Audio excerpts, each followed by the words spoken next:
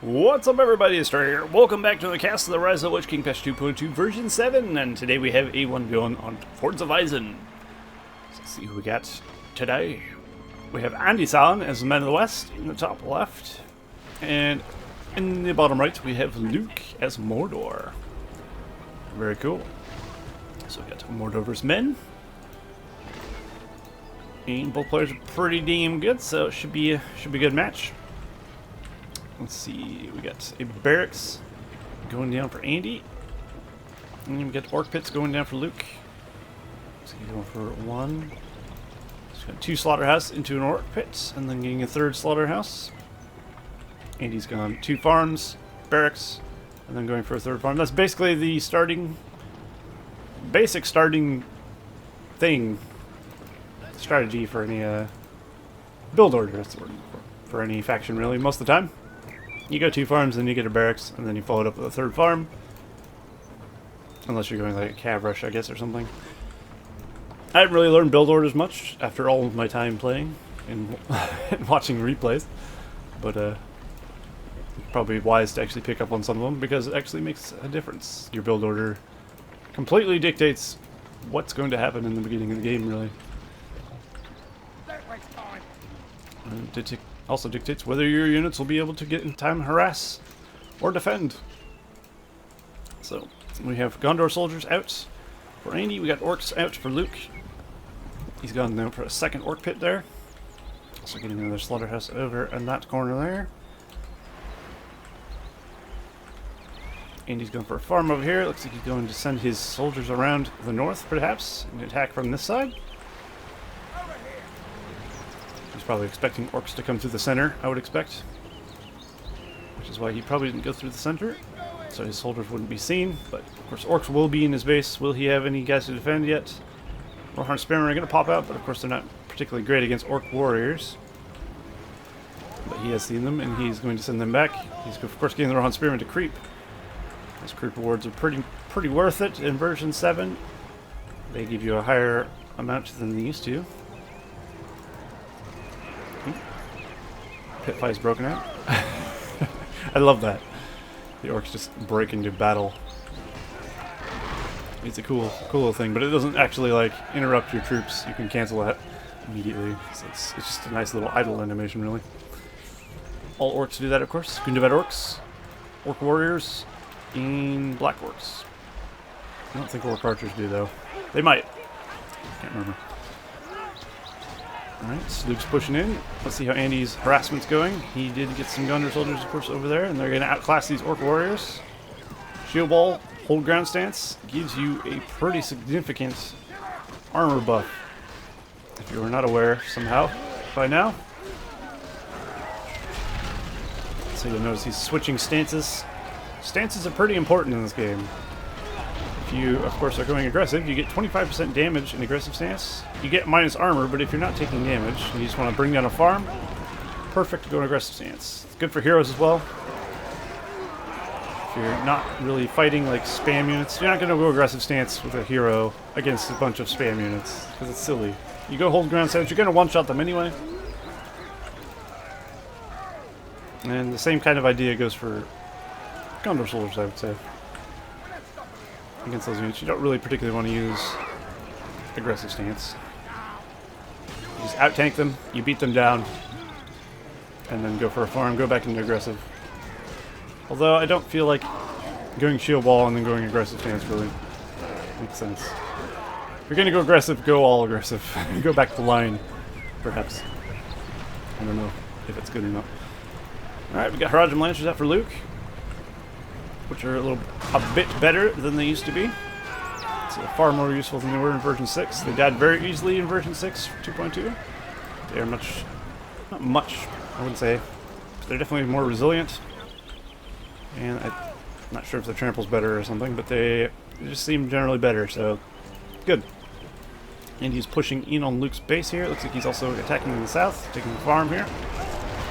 He's intercepting with orc warriors. He's also got Cav, of course. The Cav is going to be key. Gets a couple of battalions of those out, he can start stopping this shield and sword-wielding unit from taking this stuff down. Of course, the spearman will be another story, but chair almost gave out. The benefits of having a broken chair is you have the element of danger at all times. It's quite exciting. Alright, looks like we have some creepage going on here for Andy. Luke's got a couple battalions of Lancers roaming in. Looks like Andy's responding with his own cav, going to throw down some Gondor Knights. Although it seems he's command point gapped. It looks like it's frozen. Usually if you're command point capped, it's like ticking and it's like trying to tick, but it can't. That just looks like it's frozen. Now, for starting powers, of course, we had Luke going for War Chant and Andy go for Rally Call, which is not surprising, of course. Shocking no one, because that's the standard opener for pretty much anyone. Oh, look at that. The rebuild. The clutch rebuild from Andy. Actually will save the farm as well. That was worth it. That'll keep his economy rolling a bit while he chases a lot of like yeah, with a lot of units. He probably shouldn't be having his swordsman chasing him as well. That's kind of useless. And we'll just end up taking damage from getting hit in the face. I have a tendency to scroll across the map when I could literally just do this. You can also hold right click. I don't like doing this because it's too fast. It kind of throws me off a bit. It's kind of slidey, you'll notice. So it's kind of sickening. So that's why I don't hold right click and move the mouse. It's just too fast. Too fast and not precise enough to get where I want to be with the camera. Arrow keys work fine for me. That's what I normally do. Clicking on the map is definitely more quick. More quick, yeah. Alright, Luke's got archers now. He's got orcs. He's got it all! Except for not all. He's going for Easterlings as well. So a bit of a scuffle here. Andy has Cav. He's nicely microed them around, getting a nice run through on the archer line of Luke. And keep them alive as well, so they will go and rest up. Well, maybe not. They'll go charge back in. I guess there's just orc warriors there. They're pretty fine. Andy's got a pretty sizable, pretty decent force. He should be able to overpower any orc armies there. Luke is going to definitely need something else if he wants to keep up, I think. I think he's checking up to Black Orcs, which is definitely a good call. Black Orcs are quite good in version 7. They've been buffed, so they're definitely worth using now. We get some Easterlings. Easterlings aren't bad to use anymore. They've actually had their... They used to be very PowerPoint inefficient rather, inexperienced inefficient or something like that. So they weren't actually good to use. They fed too many PowerPoints to the opponent, and now they don't. Something like that. So they're good to use freely. There's a lot of things like that that I really wasn't aware of. They've just been kind of fixed for version 7, which is pretty cool. Just be a little bit careful. Make sure there's all these things. It's all definitely in time though. He's also thrown out a well, of course, to heal up his troops, which is always advisable if you are a Force of Light team. Dwarves, Elves, or Men of the West, of course. You might as well utilize your healing because it saves you money. And of course it saves your higher level units as well, which is always advisable. And you shouldn't have any problem stopping this little army. He's microing his cab nicely, getting around the pikes into the archer line. You see how things are going down here. We got Black Orcs joining the fray with some Easterlings and some regular orcs. And he's throwing down the Rally Gall on his Gondor soldiers and Rohan Spearmen. We're going to fight it out to the death.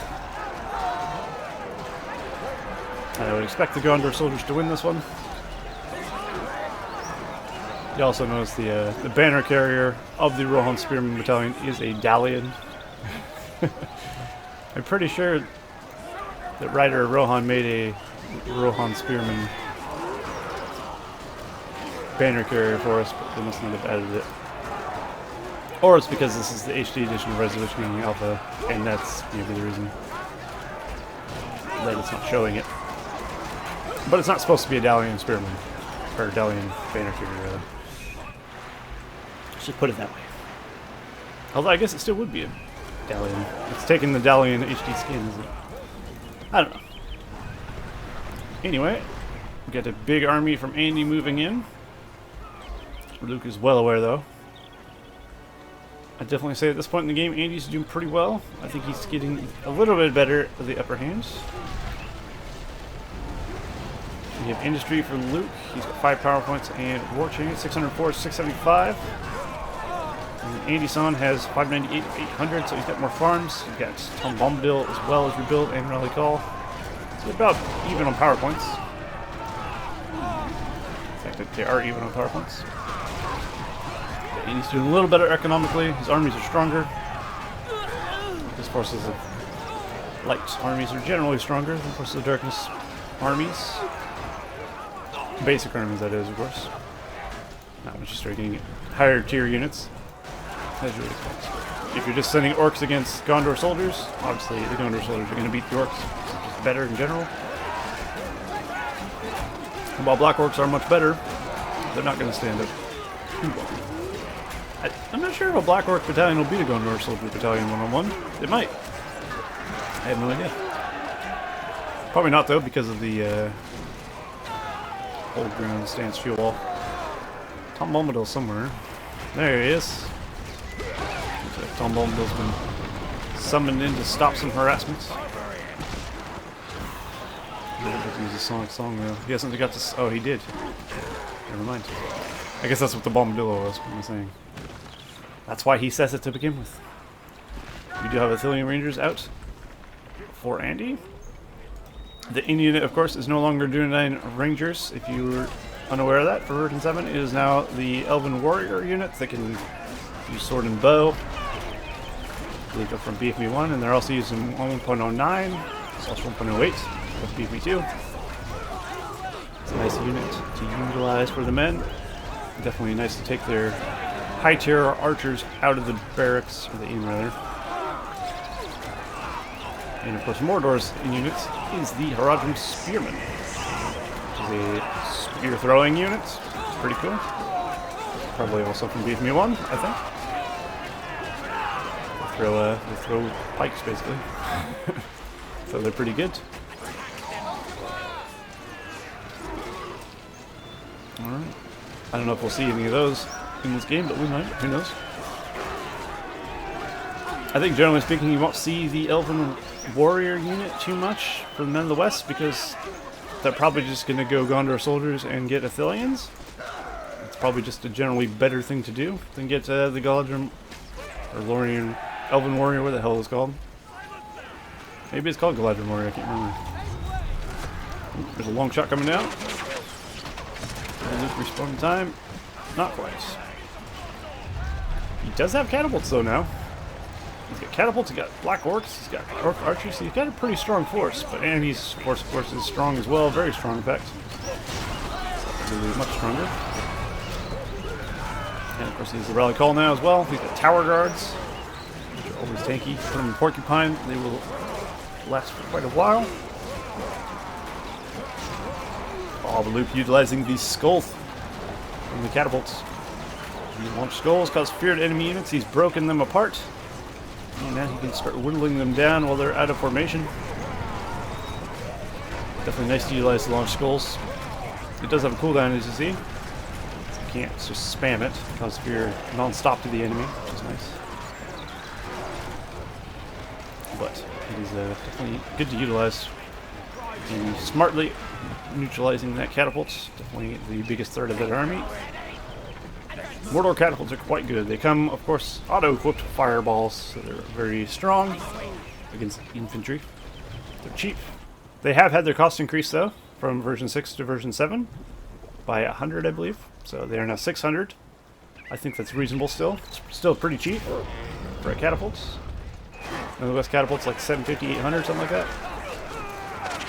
Oh, that is an arrow bullet. An arrow bullet, of course, causes fire to the ground in version 7 after it lands, so pretty brutal. That was actually pretty good as well. It hit a fair amount of the archers. Look at Andy responded in time. Ooh, that's something to be very careful of. Catapult friendly fire is a nasty one. Seems like he's taking damage from his own flames. So it doesn't work on friendly units? Or does it stop being fire? Not sure.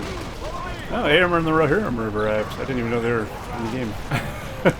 There you go. Well, that'll neutralize the cav, or the archer line pretty quickly. They flattened all those orc archers. Easy peasy.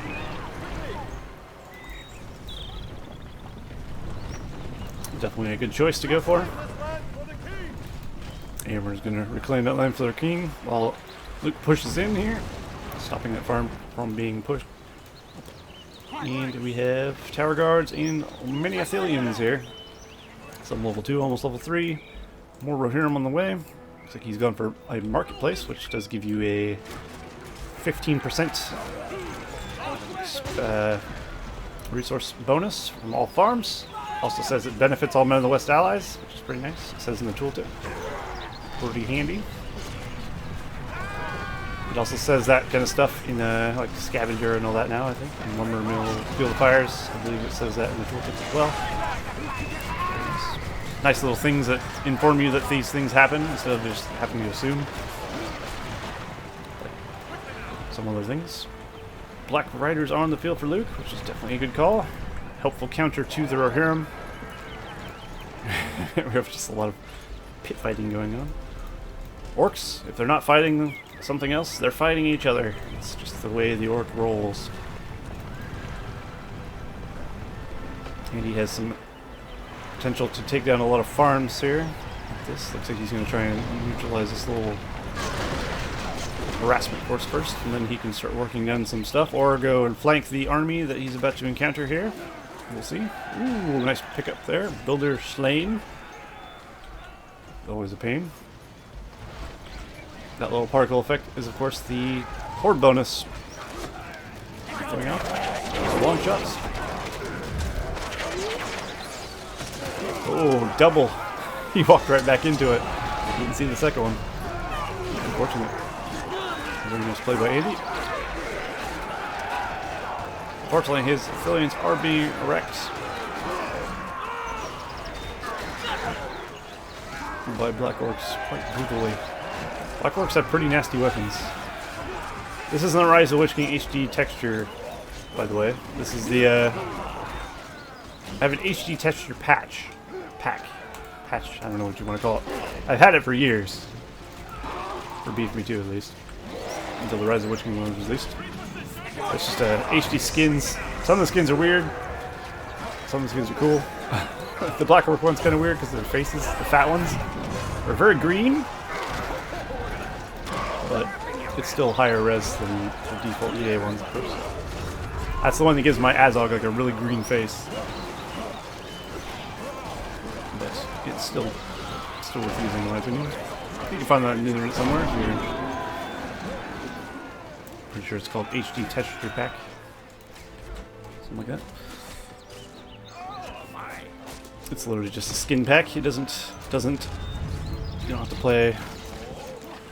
There's nothing special. You just throw it in your game files. It skins the units in HD instead of their default EA skins. And that's it. It's pretty nice.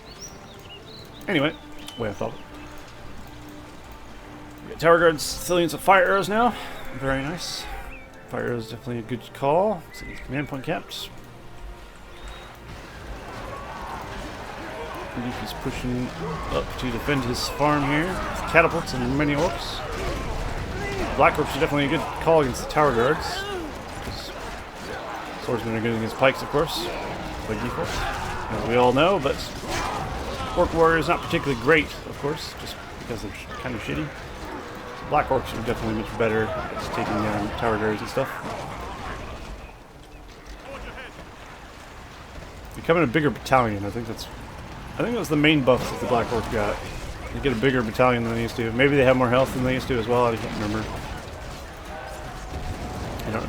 I read the changelog, but I don't remember everything because I don't remember what I had for breakfast. So who knows?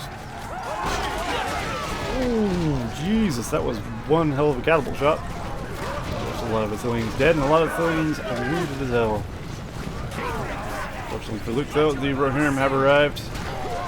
trampling through the Haradrim archers, getting to the catapults. Should be able to neutralize that. Looks like Luke has kept his Black Riders alive, though. Just to be a bit careful, though. They are level 2, so they will regenerate their battalions. And it looks like they do heal up as well. Level 2. These catapults are really doing work, though. Luke's going really heavy on the catapults.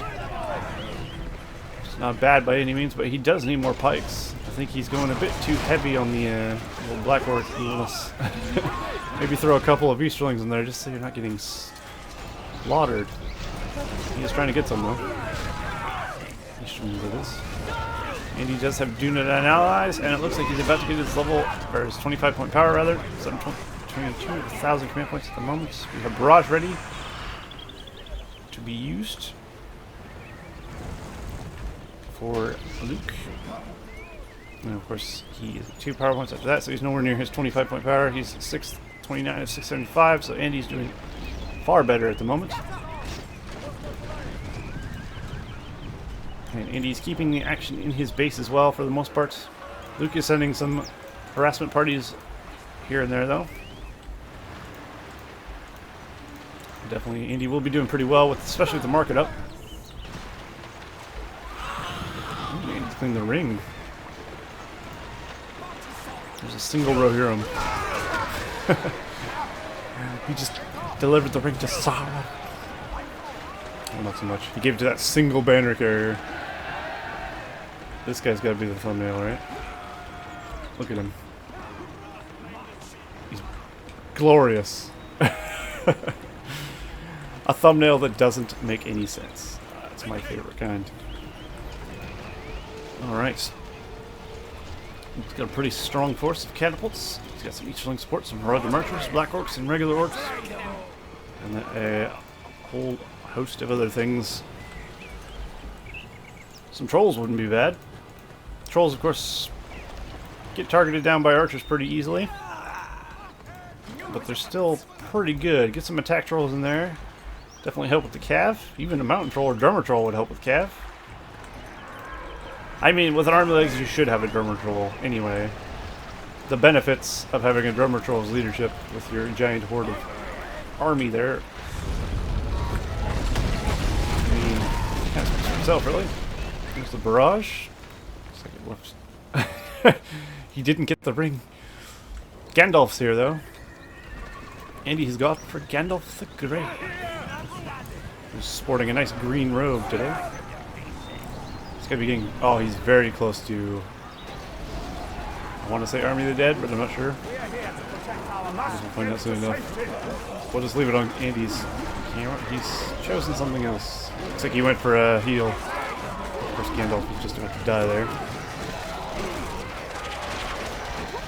Gandalf has a special ability that doesn't tell you anywhere except for when you look over his portrait in the fortress when you're buying him. When you click on Gandalf and you press U, it activates a shield bubble. So it's good to remember that, because I tend to forget. It's not on this bar. It used to be an auto bubble. Now it's activatable. So you have to remember to press U if you want your Gandalf to not die like a real biche. So, I mean, it's not the most user-friendly way to display stuff like that, I think. If it was up to me, I wouldn't have made that a thing. Pressing U without any kind of button to show that that was a thing. I would have much rather got rid of stances for Gandalf than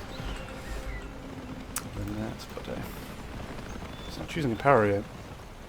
He's got me on the edge of my seat. I'm worried he's going to choose a power, I think he's going to use it and I'm not going to see it. I need to see it.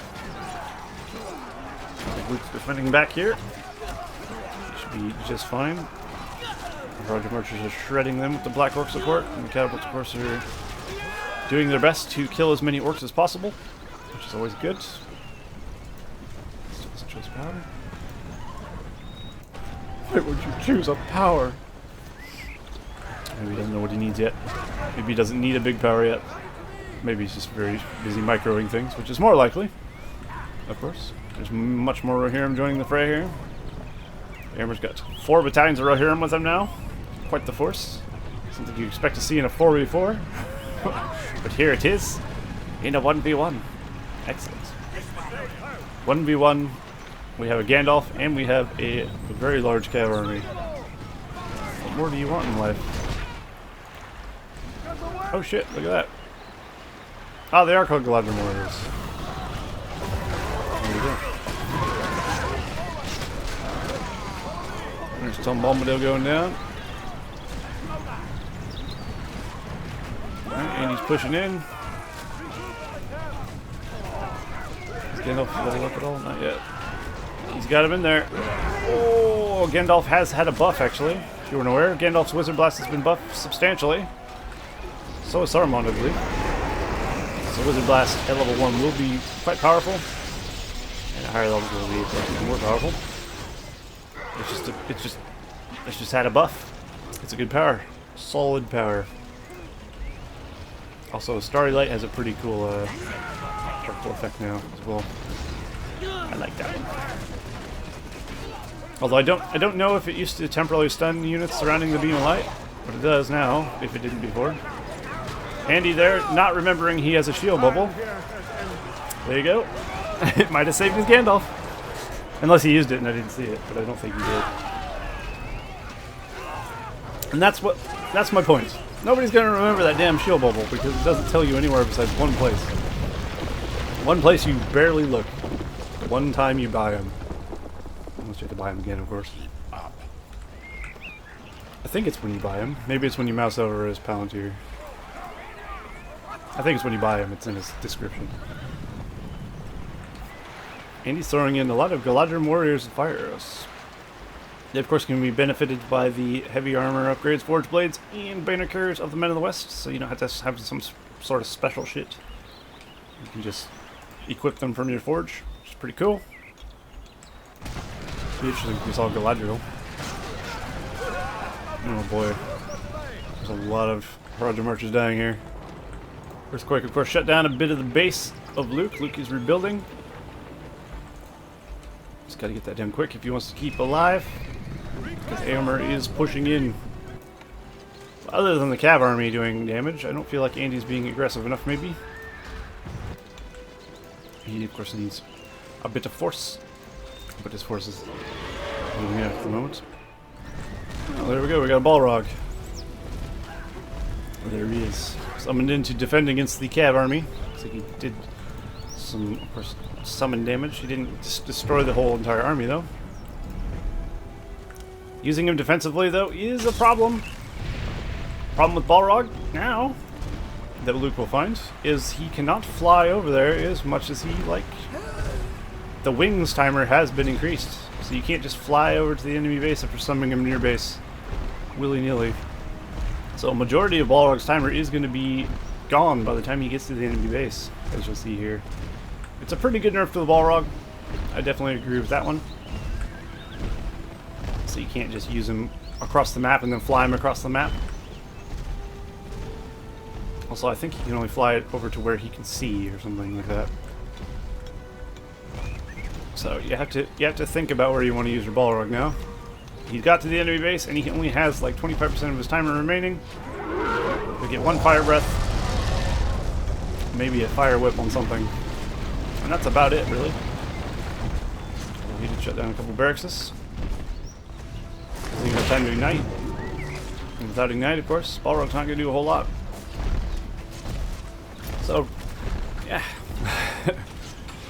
I still think the initial summon damage should be a little bit lower, but that's a nice nerf to Balrog. Definitely helps. But of course, if you're summoning it in the enemy base, initially, he's going to do his full potential. He's going to do what Balrog do, and that's destroy everything. So, in that scenario, that won't hurt you at all. And he was trying to anticipate where his enemy is going, and then he hit with a fire long shot there. Fire long shot. Both teams using their arrow volley power there, and they're fighting between the fires. Like there's going to trample on the back of the pikes there. If you flank pikemen from the back, I don't believe your pikemen will die or the cab will die. If I'm mistaken, it could be. Something like that. So, it doesn't help. We do have Mouth of Sauron out for Luke. Mouth of Sauron and the Black Riders have potential to do some good damage there. Great for harassment. Good way to level up Mouth of Sauron. Run around with Black Riders and destroy farms. Mouth of Sauron's powers are pretty good. Descent, of course, can be pretty brutal if ever used. I rarely ever see Descent used, which is his level 10, which causes the target's units to become hostile towards each other. I remember on the Xbox 360, that power was broken, and if you used it, you would probably freeze the game or crash the game or something. I forget what it was. That was a bit annoying. That's not the case, of course, nowadays, but that was way back in the day. It was a broken-ass power. But it will cause the enemy, so if you cast it on this Rohirrim bunch, they would kill each other. Pretty useful. And of course, you can use Doubt to give them minus 25% damage, minus 20 armor. Modify their leadership, also useful. And Evil Eye, which is pretty good. Obviously not as good as it used to be. It used to be like, let's one-shot a hero kind of good. Thank God it's not that powerful anymore. You have to look at some of the design changes. They're just design decisions EA made back when they first made the very first patch, 1.0, and just go, what the fuck are you thinking? But the game, I'm pretty sure, wasn't actually designed to be a multiplayer game initially, so that's probably why most of the design decisions are kind of weird, balance-wise, I suppose. And of course, balance takes time.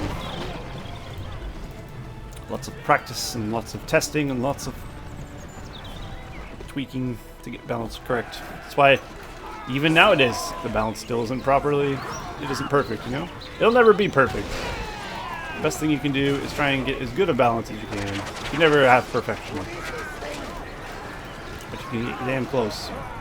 I think 2.2 stage has gotten pretty good for balance. There's obviously still some things that are not perfect. For the most part, it's not bad. I did hear Gandalf, there he is.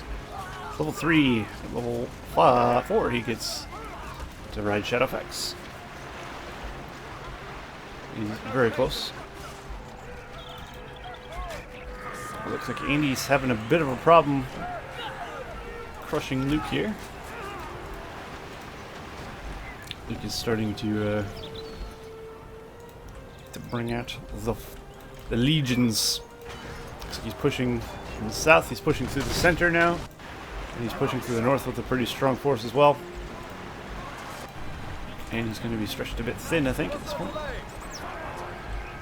Lots of Eachlings as well, so he won't be able to just go willy-nilly and kill everything with Cav. He can, of course, just trample these if he wants to. Is it ideal? Of course not. Of course he knows that. I mean, look how much damage Amber did to himself just charging into there. So he does have guys with bows, so he was able to take them out with range, which is good. Why Rohirrim and Spider Eyes are really good. Because if you don't want to go into melee something, you can switch to bow and do your bow damage instead of just charging over a pike line like an idiot.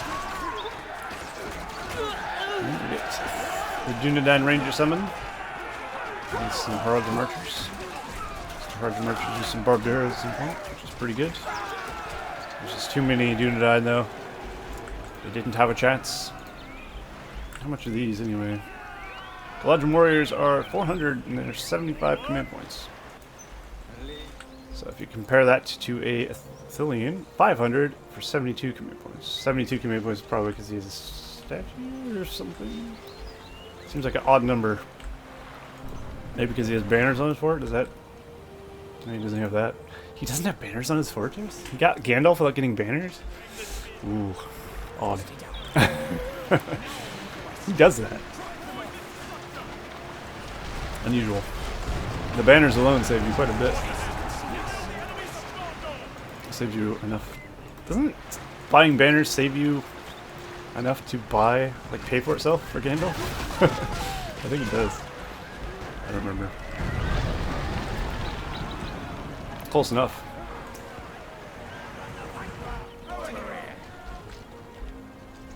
Alright, well, looks like the infrastructure of Luke is pretty much up and running fully at this point. Looks like all of his laborers died, though. So his lumber mills are running at 0 capacity. You also see his catapult is in aggressive stance. So it gets the, where is it? Siege. Plus 15% range, minus 20% armor. But it will allow his catapults on his fort to shoot farther. If you click on this and you turn it to aggressive stance by pressing D or clicking on this and clicking the aggressive symbol, it will get a range bonus. Same goes for all catapults and all cav siege weapons, I believe. Ents, giants, I'm pretty sure benefit from that as well. I don't think Treebeard does because he's a hero. Pretty sure.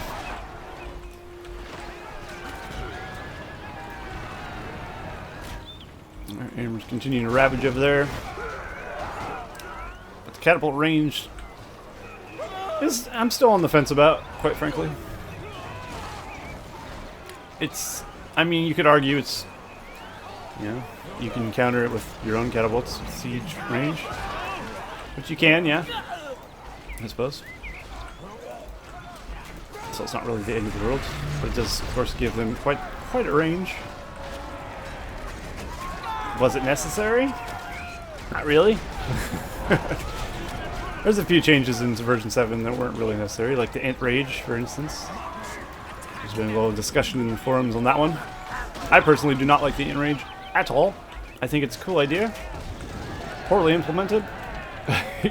your Ents freeze and have a little fit for 2 seconds. 2 seconds. That's a long time. Think about it. Your guy can't move out of the way of a fireball. It stops you from throwing a rock. It's not good. And it's the only siege weapon that has that downside for some reason. So I'm not a fan of it. Looks like Worm is being burst down here. Gandalf using his lightning sword. There's the tower guard stabbing it to death. And the worm has been slain. Without losing too much. Very nice. It's too bad Andy didn't go for Galadriel. I mean, it's not too late, but I don't think he is. He's of course got to spend his money to actually keep up with Luke. As you expect, Luke's about to get his second 25-point power, I think. He's got Worm and he's got Barrage, meaning he will be able to go through a second on the other side. Andy, on the other hand, is about to do the same, actually. He's got his Cloud Break. He can go for Utterly Dead soon. So we'll definitely be seeing those up here in the near future.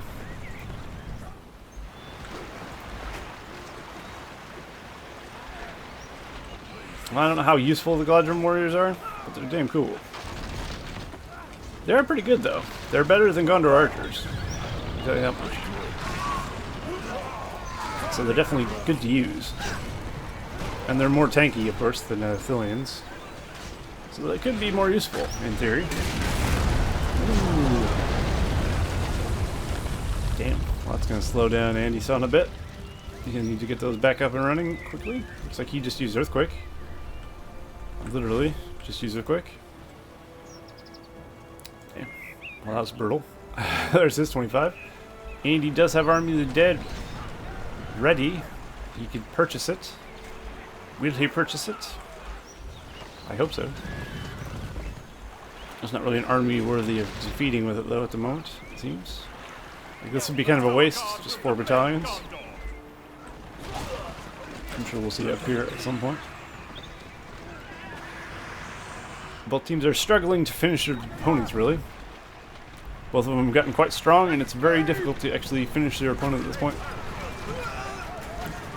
Gandalf is leveling up, though, and he's getting some of that going. He should really stop using Wizard Blast, though. Just activate the bubble, and just hit him with Wizard Blast. I'm questioning where Andy remembers the bubble exists in this game. I haven't seen him use it yet. And I have seen Gandalf die, so I don't know. But it's like 200% damage armor or something like that. Not obviously that, but something like that. I don't know what it is. Is he gonna Army of the Dead the Balrog? I would. You could Army of the Dead here, kill this, and kill the Balrog. Oh, that builder got messed up.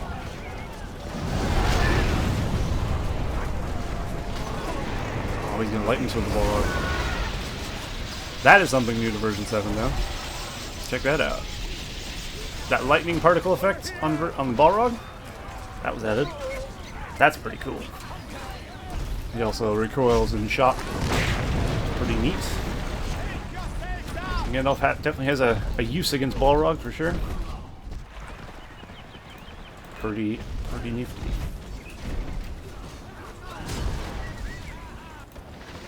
Okay, at this point, I don't know who's going to win. I feel like Andy's starting to slip a little bit. He's losing a lot of his stuff. He does still have forces on the field, though, so he's not by any means in any danger. He's actually... I guess he actually has more on the field than Luke. What am I saying? So I'd say he's doing pretty well. But Luke does have his Black Riders and Mouth of Sauron. What was Mouth of Sauron? 7. Ooh. Well, I guess he's fine. I did hurt the Black Riders quite a bit, though. Didn't hurt the Tower Guards much at all. One of them died. So we have a tower with some Thillians in there. Let's get a good up-close look at the Galadrim Warrior. Don't draw attention. Yeah, good. Really cool.